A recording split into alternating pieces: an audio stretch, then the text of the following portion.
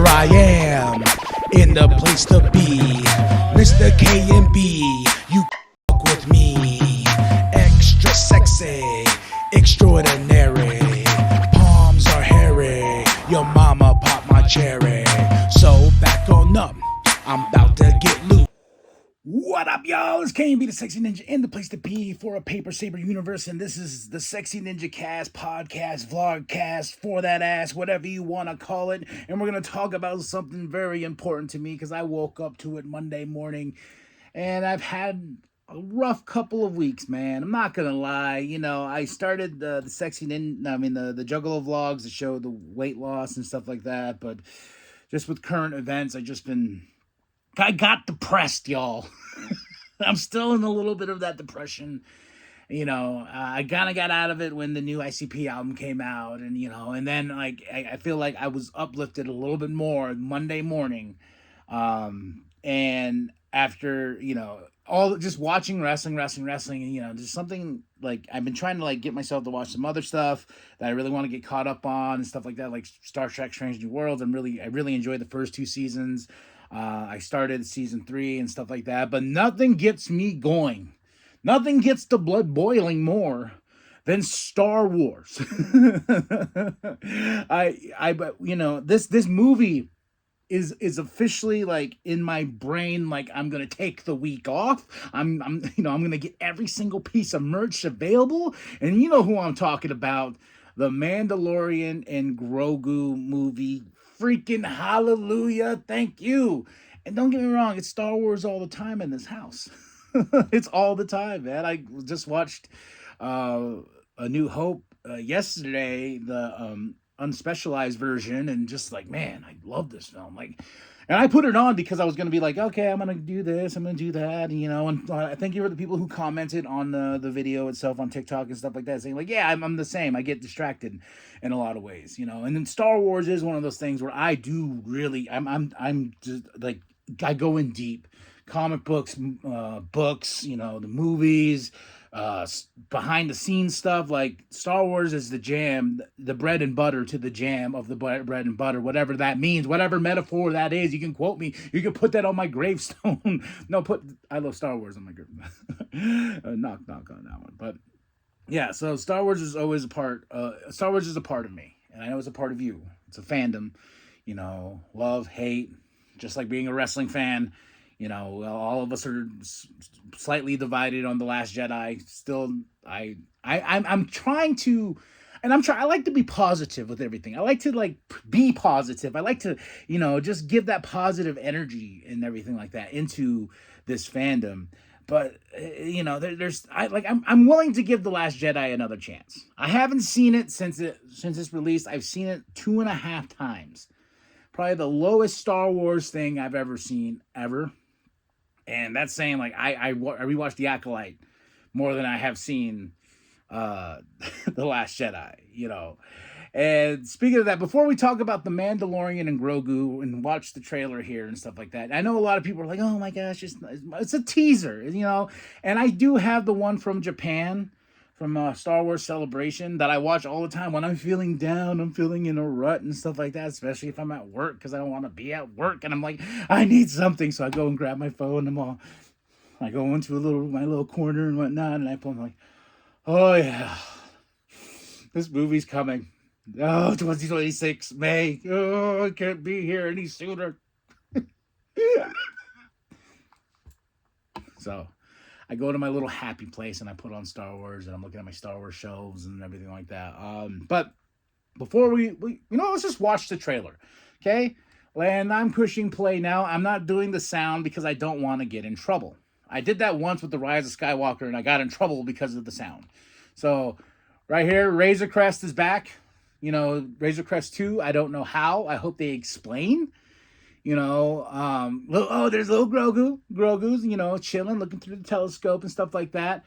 You know, and I like the fact that it's just more like, here's some footage. Here's a lot of Grogu. Look how cute he is. Here he is looking down this pipe here.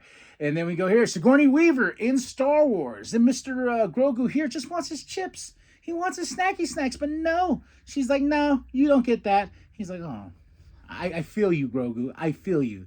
Lucasfilm. Oh, and we get this really awesome bar fight. Well, it's not even a fight. It's just freaking Mando kicking somebody in the chest. And here's the Razor Crest in action. I don't know if we're even calling it the Razor Crest. Goku's driving. Zeb's there. Oh my gosh. Some Babu Fricks. You can even eat more popcorn. He's eating all the time, man. Oh, we got these great droids. This is the way. You're damn right. And my gosh. Like Road to the Hut,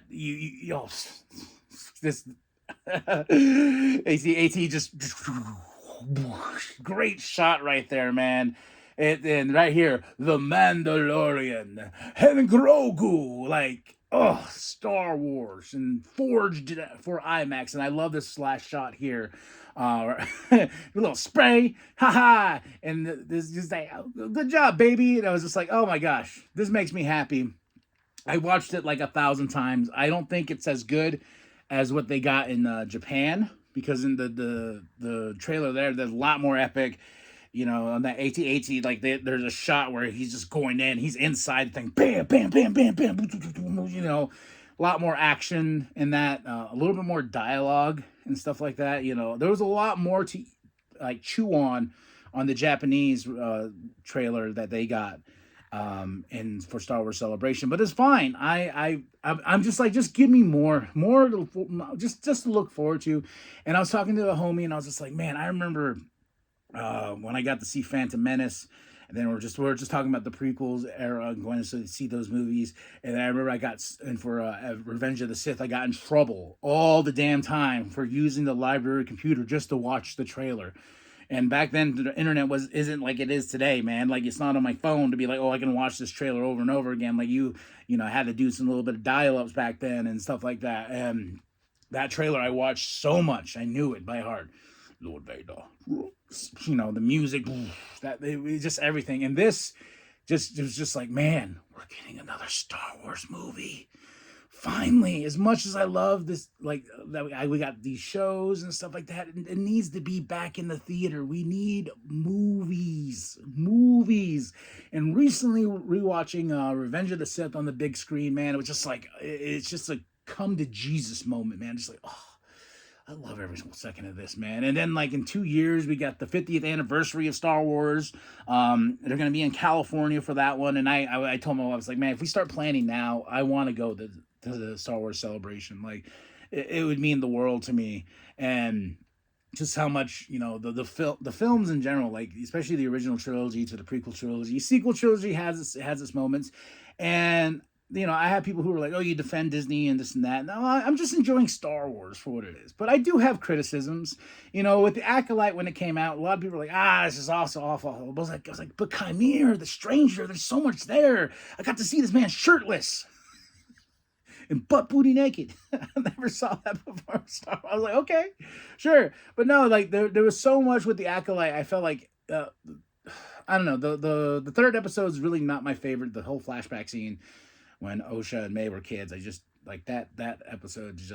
I just skipped that. And also too, I go to the fight with the Jedis and the Stranger. Like, that's some of the best lightsaber stuff I've seen in a long time, and just awesomeness, man.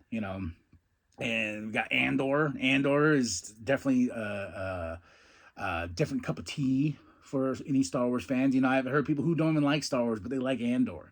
Then they're like, oh, give me this, with the current issues going on in the world, and there's Star Wars for everybody out there. But I agree with Jimmy Mack from Rebel Force Radio. That's my favorite podcast of all time.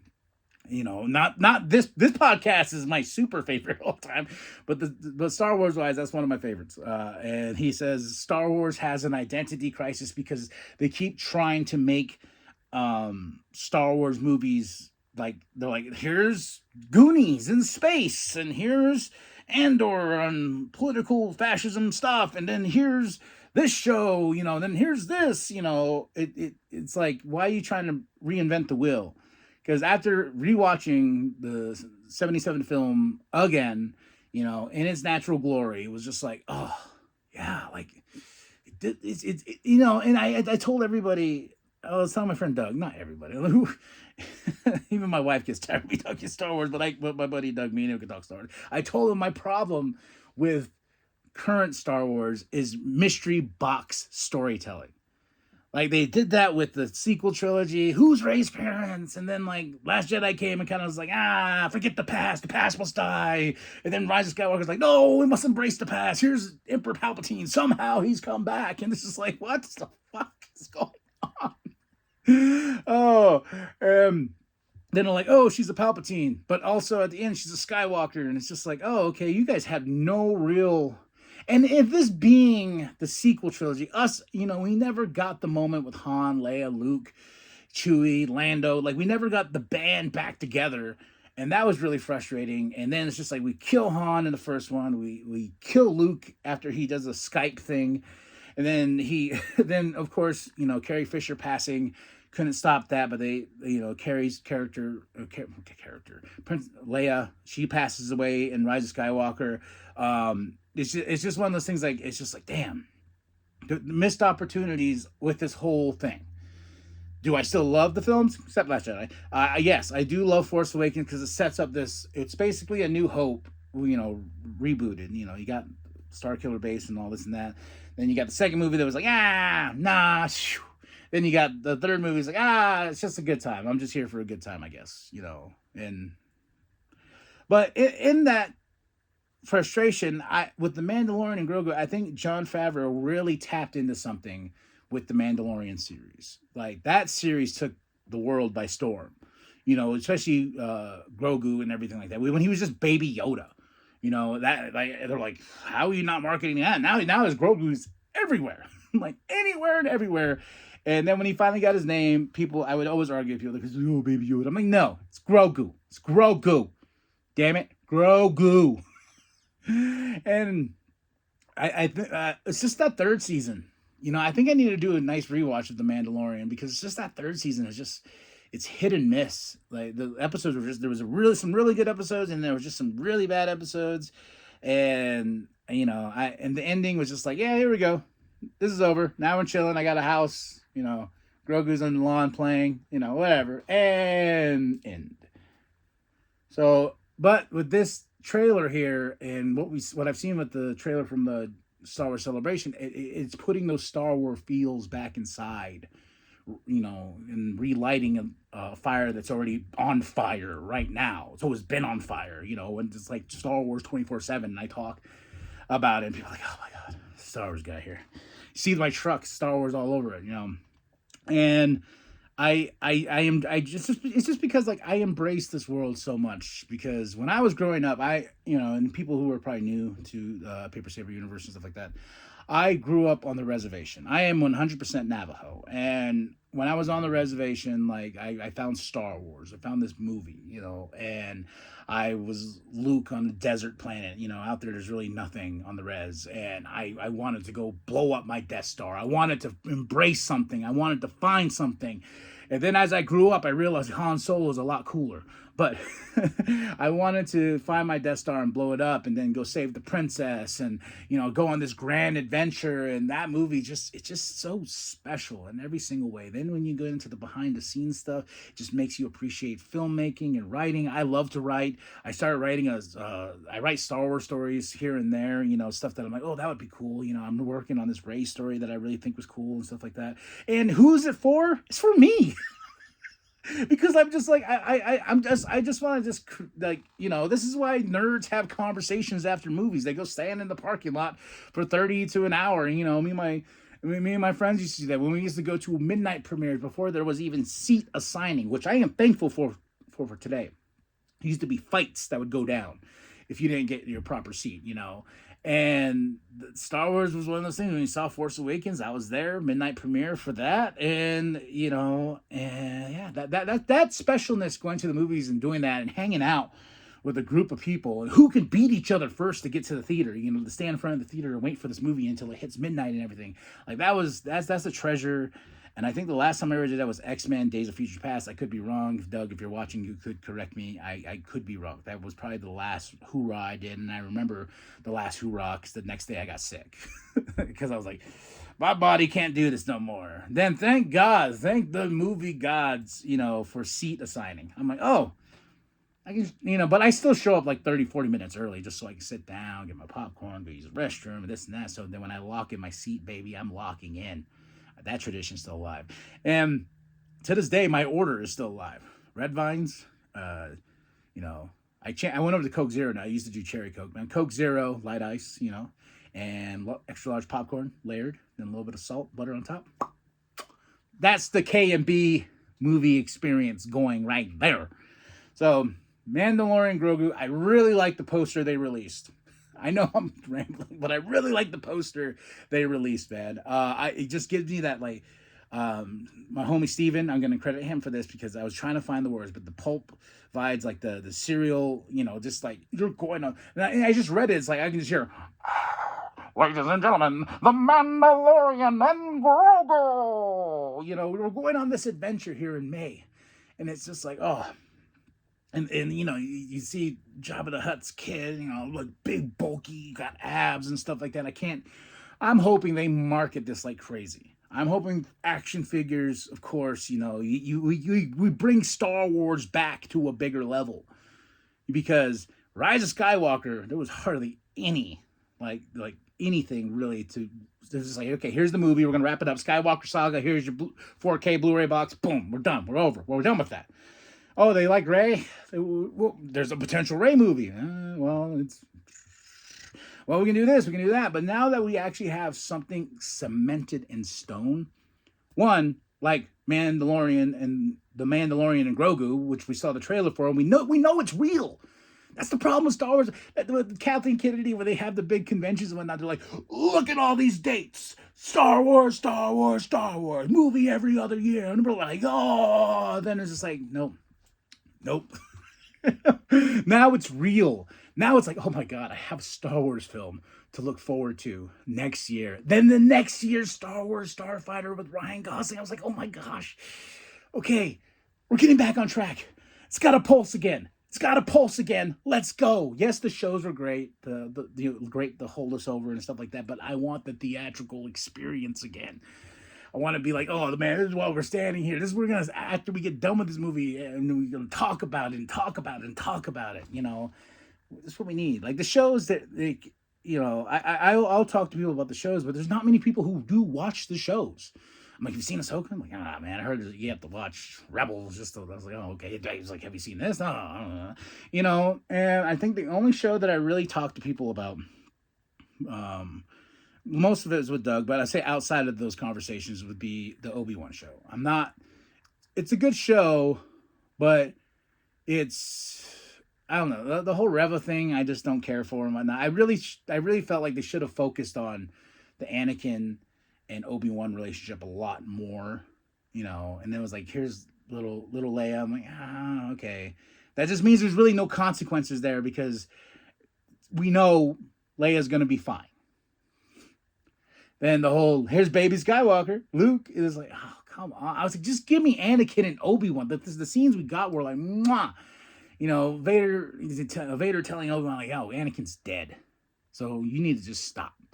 You know, and those were the moments of that show. It's just like, yeah, those are the beats I want. Showing them in prequel era. That's what I want. Not the other stuff. But, you know, to each their own. I've been wanting to do a whole rewatch. I do have a movie sort of cut of Obi-Wan where they kind of take out all the filter stuff that I just don't care for because it's this person who put it. I got to remember the name. Like it's driving me crazy. Like it's on the computer right now. But jumping into it before we end this video, I'm very excited for The Mandalorian and Grogu. I think this movie's going to be fun. I think this movie's going to be awesome. I want him to explain the Razor Crest even though I'm like, oh, it's back.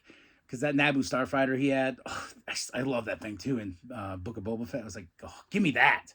Where's that? I hope he still has it.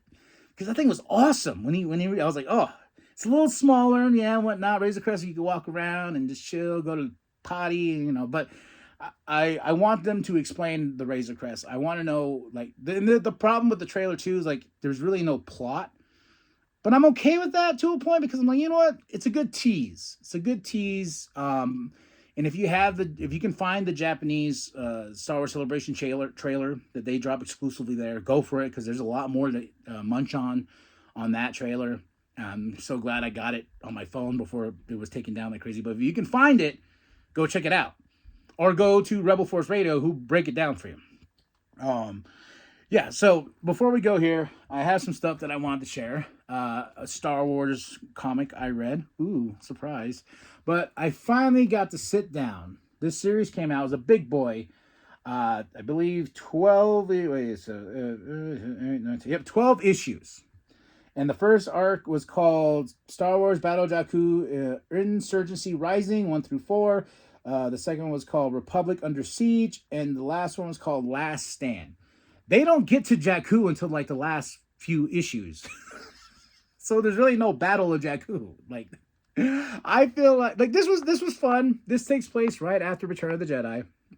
But it's hard to imagine all of this happening right after the Return of the Jedi. Like, they literally are celebrating in the beginning, you know, and like yeah.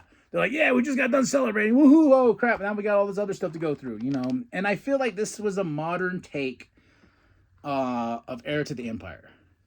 You know, I that's what I really, really feel is this whole it is a modern take. It's not Thrawn, he's not Thrawn level. I gotta remember his name. Let's see. What's God. What was your name, Mr. Aldehard? Yeah, Aldehard. Yeah, he's a crazy general that wants to keep the Empire alive. He's this little part of the section of the Empire and stuff like that. So he's going all this way, and it's like, got to get to Jakku, but it literally does not get to Jakku until like the last few issues. So it's a fun adventure. I recommend it. It's fun. It's just like, okay, cool. Now we can go into this era of Star Wars because we're now like entering some unknown territory because they did some books with this Marvel run between A New Hope and Empire, which was like 70 issues or whatever. I think this last run was like 50 issues for between Empire and Return, and now we're after Return of the Jedi. So we're doing stuff like this. So I have the individual issues, but with my day job and everything like that, I got behind. So I went and picked up the trade itself. So boom, go check it out. Battle of Jakku. Not really the Battle of Jakku, but for me, it just felt like the modern take of Heir to the Empire. Just, am I crazy? Drop those comments below. All right.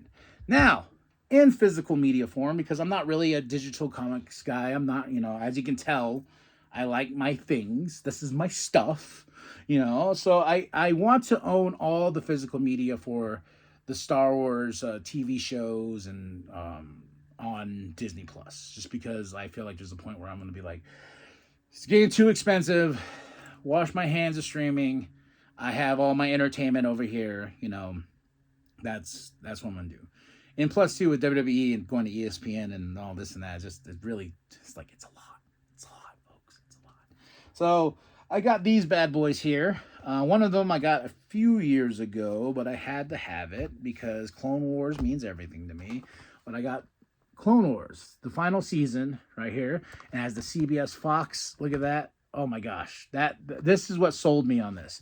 And this one I believe I got on Etsy. Awesome cover, no text besides the little Blu-ray logo and everything like that. Plays beautifully, and it was really nostalgic for me because I got to get that. It just brought a lot of nostalgia to this release, especially this being the final season of the Clone Wars.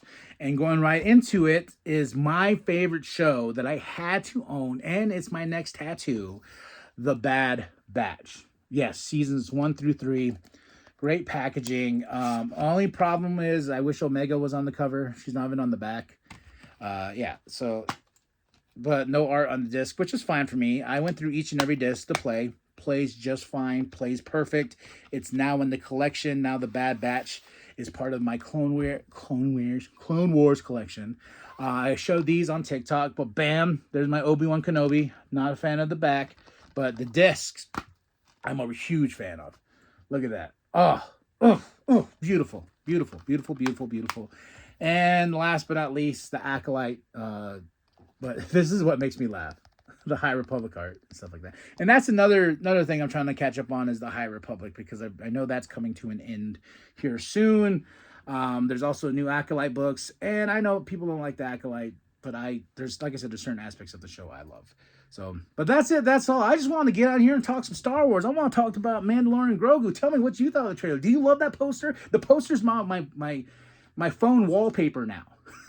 It really is. It's my phone wallpaper now because it has to be. And I'm just so giddy that Star Wars is going back into the theaters in May of 2026. And what's funny is, like, people are like, oh, it should have been May 4th. But I'm like, yeah, every day Star Wars Day. Remember that. Every day is Star Wars Day, not just one day of the year. It's every day. All right, y'all.